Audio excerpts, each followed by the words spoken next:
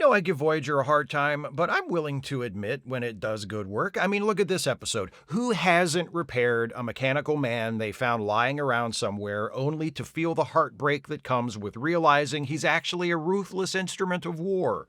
There's not a person alive who can't relate to that. This is a review of the Star Trek Voyager episode Prototype. If you have not seen this episode and you don't want to know why it's better to let sleeping robots lie, be warned. Spoilers beyond this point. Also, I hope you like technobabble. Voyager picks up this robot that they find floating in space, and B'Elanna instantly makes repairing it the single most important thing in her life. Tuvok recommends letting its power cells die so they can examine it without it posing any danger to the crew, but B'Elanna is like, no, it must live! I want it to live! Janeway's like, sure, okay. B'Elanna and Harry take the robot to engineering and work on repairing its power source, but they can't figure it out. B'Elanna stays up all night working on it, drinks through her full allotment of coffee in the process, asks Neelix for more, and Neelix is like, I can't. If I run out of coffee, Captain Janeway will feed me to the crew as bacon tomorrow morning. So B'Elanna goes to bed, but then she gets an epiphany and runs to sickbay in her pajamas to discuss her idea with the doctor. And what follows is a torrent of technobabble that I can't really describe to you in detail because I'm pretty sure I blacked out at some point. But I think the gist of it was B'Elanna figured out that she can fix the robot by infusing him with plasma from Voyager's warp core. As B'Elanna leaves sickbay, having just rattled off her indecipherable turbo-encabulator-esque solution for repairing the robot, the doctor calls after her in his perfect deadpan, "That's exactly what I was going to suggest." I interpret that as the writers saying to the audience, sorry for all the technobabble, I know we really got carried away with it, but we've forgotten how to write this shit any other way. I appreciate your apology, and I do not forgive you. They pump some warp plasma into the robot, and he sits up and says, I am Automated Unit 3947. Thank you for reactivating me. You definitely won't regret it. I don't have any secrets. B'Elanna works on repairing the rest of the robot systems, and at one point, the robot turns to her and says, hey, are you a builder? Because only the builders could repair my power module like you did. B'Elanna's like, I'm an engineer. I adapted your power module to accept our warp plasma. Is that a big deal? The robot says, yes, it's a big deal because we robots can't repair or construct new power modules. But you can. If you created a prototype for a new power module, we could use it to make additional automated units. B'Elanna's like, that sounds neat. I'll talk to my captain about it. It shouldn't be a problem. Cut to Janeway saying, absolutely fucking not. No way in hell are you helping that robot to make more robots. B'Elanna's like, but why not? We can trust this robot. I've known him for several hours. He's basically the best friend I've ever had. Janeway says, nope. These robots were designed by whoever made them to not be able to reproduce themselves. If we change that, then we're interfering in their evolution. It's a violation of the Prime Directive. Even though they're sentient spacefaring life forms who are asking for our help? Look, I just don't want you building any more robots, okay? Jesus. Request denied. They locate the ship where Robot 3947 was stationed before he got damaged and found himself floating in space. It's a ship run entirely by robots, and the head robot says to Captain Janeway, thanks for returning our robot. B'Elanna goes to the transporter room with the robot, hands him a thermos with some extra warp plasma in case he needs it, like a mother sending her kid off to school with a thermos of chicken soup for lunch. It's kind of a cute scene, until the treacherous robot knocks out B'Elanna and the transporter tech and beams over to his robot ship with B'Elanna. On the bridge, they detect that the robot has abducted B'Elanna. Janeway hails the robot ship but gets no response. Over on the robot ship, B'Elanna wakes up and Robot 3947 tells her, guess what? You're gonna help us make more robots. B'Elanna says, I can't, my captain told me not to. The robot says, you're gonna help us make more robots or we'll destroy your ship. B'Elanna's like, okay then.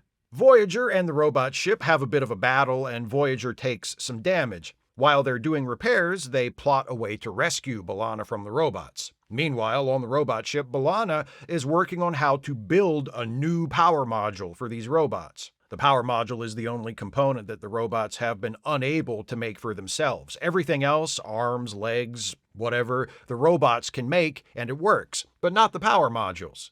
B'Elanna figures out why.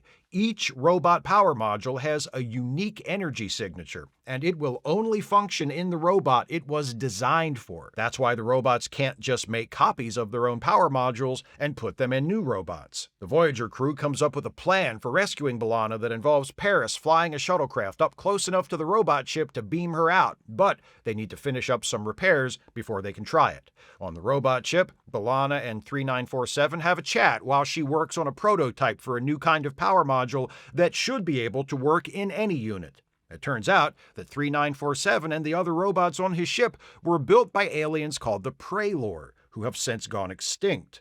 The robot asks B'Elanna if there are artificial life forms in her culture, and she says yes, but only one sentient one. He works on a starship like Voyager and has the same rights as organic life forms. His name is Data. Right there, Doctor. That's what B'Elanna thinks of you. While the crew of Voyager gets ready to implement their rescue plan, another robot ship flies in and starts shooting at the first robot ship. Janeway's like, if these are some kind of robot wars we've stumbled into, we're gonna need a hilarious running commentary. Call Jonah, Tom Servo, and Crow. Janeway decides to take advantage of the distraction of the other robot ship and sends Paris on his rescue mission. Aboard the first robot ship, B'Elanna's like, why are those other robots attacking you? And 3947 says, those robots are from the Kravik homeworld. They are programmed to attack us because our builders, the Praelor, and their builders, the Kravik, were at war. B'Elanna's like, well, maybe my captain can contact the Kravik and ask them to call off their robots, since your builders, who they were at war with, are extinct now. But 3947 says, that's not going to work. The Kravik are extinct too. I get it. By the way, B'Elanna got her prototype power module working somewhere in the midst of all this, and they've got a baby robot lying on a bench saying it's ready to accept programming. B'Elanna asks, have the Praelor or the Kravik ever tried to stop this war? And 3947 says, oh yeah, the Praelor and the Kravik called a truce a long time ago. B'Elanna's like, so what happened? Why are you robots still fighting? And 3947 explains, when we robots realized the war was about to end, we also realized that would mean the end of our usefulness and that our builders would deactivate us. That meant our builders had become our enemies, and we were programmed to destroy the enemy. So we destroyed the builders, and now that we have the ability to make more robots, we'll soon outnumber the Kravik robots and achieve total victory. B'Elanna's like, oh shit, okay, I see what's going on here now, and she stabs the prototype robot and kills it. 3947 zaps her with lightning and says, boo, you killed the prototype, build another one.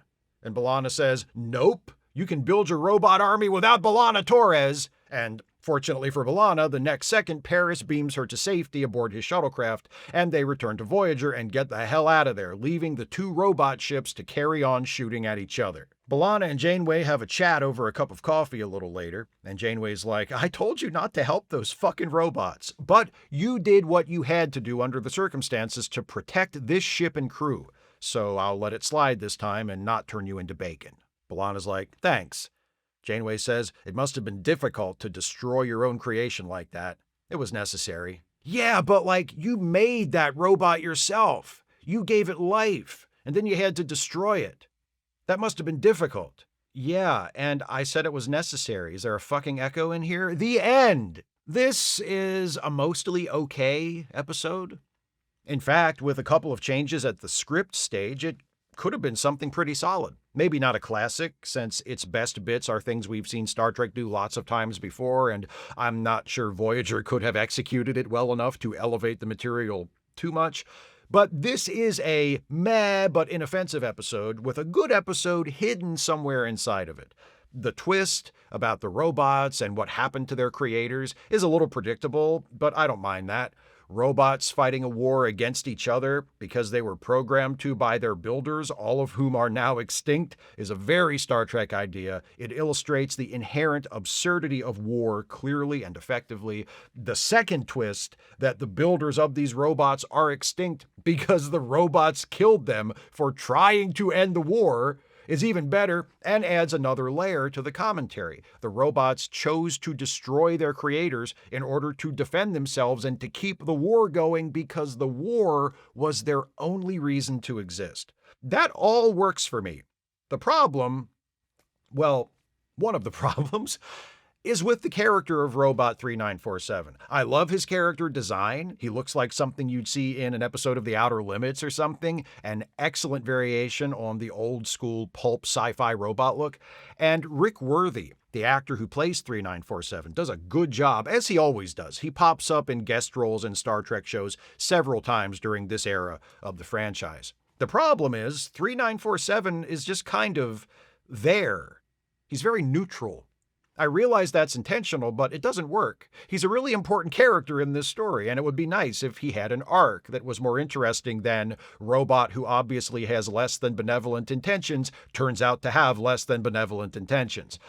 I don't usually pitch rewrites in these reviews because it's not a critic's job to rewrite the thing they're reviewing. And also, what's the point? The episode is 30 years old, it's done. But in this case, I think the best way to describe to you a problem I had with the episode is to explain a relatively easy way to fix it. So there's this scene where B'Elanna and 3947 are talking while she works on the prototype. And he says, "Does your culture have artificial beings?" And she says, "Yes." And eventually she tells him about Data from Star Trek TNG. She even name drops Data. My fix for this scene is simply this. B'Elanna mentions Data, but doesn't name him, and instead pivots to talking about the other artificial life form in her culture, the one that works on her ship, the Doctor. Like, were the creators of Voyager so hot to crowbar a TNG reference into their show that they forgot about one of their own regular characters? Apparently so. How about this? 3947 asks about artificial life forms in B'Elanna's culture. She says, "Sure, we have some, but not many who are sentient like you. There's one, an android, who works on another ship in my service. I've never met him, but from what I know about him, he's a lot like you, 3947. And then there's the Doctor on my ship. He's not a robot, though. He's a hologram, but he's sentient, and he's just as much a member of the crew as anyone else on board. He even helped me figure out how to repair you." From there, B'Elanna can drop in a mention of how the Doctor started out as a program to assist the flesh and blood members of the crew, but as time went on, he grew and evolved, and now he is no longer defined by his original programming. He's an individual with free will. Then you can have that come into play at the end of the episode. When the two robot ships are fighting each other, give 3947 a moment of decision. Tom Paris is nearby trying to beam B'Elanna out, but he can't because the robot ship has a shield up, blocking him. 3947 detects this, but refuses to let B'Elanna go because they need her to build more robots and win their war. So B'Elanna appeals to him. She says he doesn't have to keep fighting a pointless war just because he was programmed that way. He's an individual. All of the robots are individuals. They chose to kill their own builders. They can choose to stop fighting too. They can choose. So 3947 hits the button to drop the shield, and Tom beams B'Elanna away. The two robot ships keep fighting as Voyager escapes, and then later, instead of their pointless, repetitive conversation about how much it must have hurt B'Elanna to stab the prototype she made, make their conversation about the choice 3947 made to allow B'Elanna to escape rather than trying to keep her there to aid their war effort. Have them ponder 3947's motives. Did he let B'Elanna go because he saw her as his friend and realized it wasn't right to keep her prisoner? If a robot can defy his programming for an act of compassion, maybe someday they'll all be able to defy their programming in order to end their war. Conclude on that note. How's that sound? Making their earlier conversation about the Doctor rather than Data not only gets rid of that pandering fan-servicey Data name drop, it also makes it so B'Elanna doesn't seem to completely forget that the Doctor exists when the subject is artificial life forms in her culture, and bringing up how the Doctor has grown beyond his original programming plants the seed with 3947 that such a thing is possible. Then, giving him a choice where he ultimately defies his programming to allow B'Elanna to leave gives his character an arc. Not a huge one, but one that I think could have been satisfying. Of course, we'll never know. The episode is what it is, but I think it's a decent idea.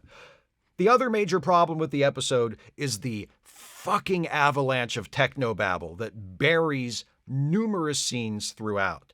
Voyager in general has a technobabble problem, but this episode has got to be one of the worst offenders in the entire 7-year run. Long stretches consist of nothing but characters exchanging incomprehensible, made-up technical jargon. The scene in engineering where B'Elanna, Harry, and Janeway are reactivating the robot could play as a hilarious, straight-faced parody of technobabble thick scenes with just a slight adjustment in tone. B'Elanna says, "His energy levels are rising too quickly." Harry says, "But he still needs more warp plasma." And Janeway says, "What about increasing the capacitance of the relays?" This is actual dialogue in the episode, spoken as though it's supposed to mean jack shit to us in the audience. Janeway might as well have said, "Have you tried diluting the warp plasma with some von Traxular fluid from the Quilzob matrix?" And then B'Elanna could have replied, "It's working. The electrostachyclonic excitation is decreasing to optimal levels. Why is this necessary?" If you made a no technobabble cut of this episode, I feel like it would be about 5 minutes long. But see, that right there is part of the problem. That's why it was necessary. It's filler.